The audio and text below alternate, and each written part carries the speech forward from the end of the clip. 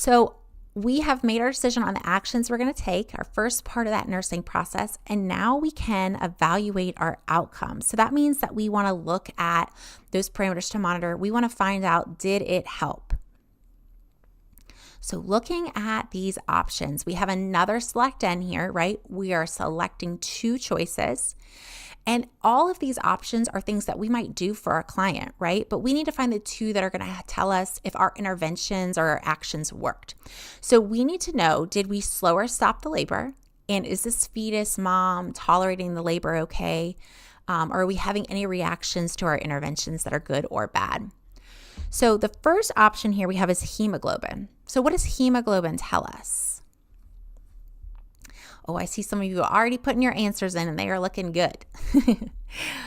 So hemoglobin is going to tell us about our red blood cell count, right?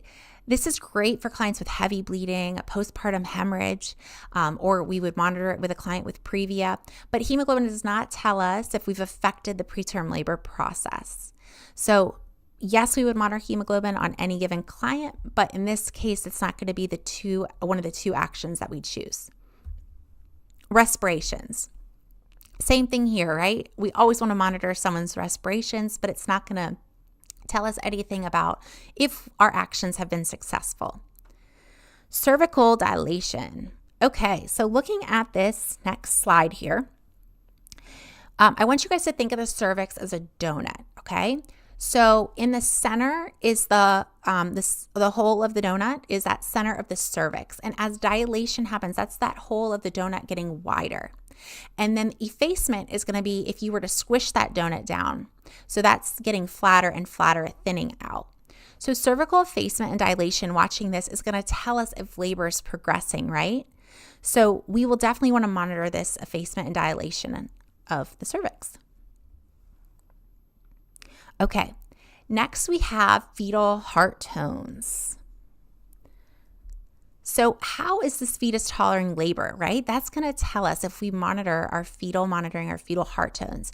If we see concerning signs like fetal heart rate decelerations, that we can give oxygen, we could turn the mom, give IV fluids, anything that will help perfusion to that placenta and fetus. So we definitely need to be monitoring that fetal heart rate during labor to ensure this fetus is tolerating it well. The baby can get really stressed out during labor, so that's why it's super important to monitor that fetal heart rate in relation to the contractions that are happening. Okay, so I know we've picked our 2, but let's look at our last one just to be sure. So oxygen saturation. Now, this does not tell us about preterm labor progress, which is our answer, right? So same thing, we're definitely going to monitor this, our respiration, just like our respirations are hemoglobin. But in this case, it's not the most important thing to be monitoring for this preterm labor. So do we agree? Or I see lots of people said cervical dilation, fetal heart tones. So let's check our answers and we see that we are correct.